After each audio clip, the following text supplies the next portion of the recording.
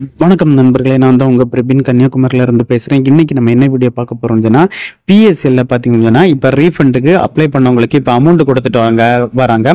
ஒரு சில பேருக்கு பாத்தீங்கன்னா அவங்களுடைய ஸ்டேட்டஸை செக் பண்ணும்போது ஒரு சில டவுட் அவங்களுக்கு இருக்கு. அந்த டவுட்டை தான் இந்த வீடியோல நம்ம சரி செய்ய போறோம். ஸோ இதே மாதிரியான யூஸ்ஃபுல்லான வீடியோ தெரிஞ்சுக்க நம்ம சேனலை சப்ஸ்கிரைப் பண்ணி சப்போர்ட் பண்ணுங்க. வாங்க ஃப்ரெண்ட்ஸ், நம்ம வீடியோக்குள்ள போலாம். இந்த முதலீட்டாளர் பாத்தீங்கன்னா ரீஃபண்டுக்கு 2019 ஆன்லைன்ல அப்ளை பண்ணாங்க.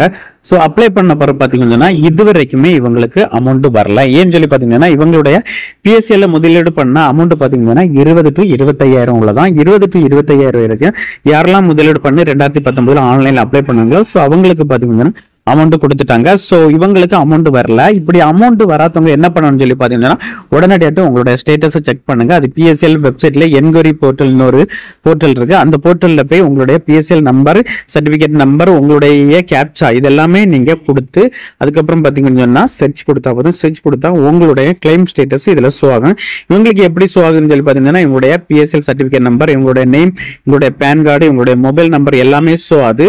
அதுக்கப்புறம் பாத்தீங்கன்னா கீழே அவங்க கிளைம் அப்ளிகேஷன் ஸ்டேட்டஸ் கொடுத்து ஒரு டீடைல்ஸ் கொடுத்துருக்காங்க. அதில் என்ன சொல்லிடுறாங்க பார்த்தீங்கன்னா யுவர் அப்ளிகேஷன் சொல்லிட்டு பிஎஸ்எல் சர்டிஃபிகேட் நம்பர் கொடுத்து would not be proceed further as you have declared yes for land allotted field in the claim application சொல்லிட்டு கொடுத்துருக்கு. இதுக்கான ரீசன் என்னன்னு சொல்லி பார்த்தீங்கன்னா 2019 இவங்க ரீஃபண்டுக்கு ஆன்லைனில் அப்ளை பண்ணும்போது அதில் ஒரு ஆப்ஷன் கேட்டிருந்தாங்க, land allotment yes or no அப்படின்னு சொன்னா உங்களுக்கு ஏதாவது லேண்டு பிஎஸ்எல் சைட்லேருந்து அலாட் பண்ணியிருக்காங்களான்னு சொல்லிட்டு அதில் கேட்டிருந்து நிறைய பேர் இந்த பிஎஸ்எல் சர்டிஃபிகேட்டில் லேண்ட் அலாட்மெண்ட் எஸ்ன்னு கொடுத்துருந்தா அதை பார்த்துட்டு எல்லாருமே தெரியாம லேண்ட் அலாட்மெண்ட் அந்த எஸ் சொல்லிட்டு ஆப்ஷனை கொடுத்துட்டாங்க.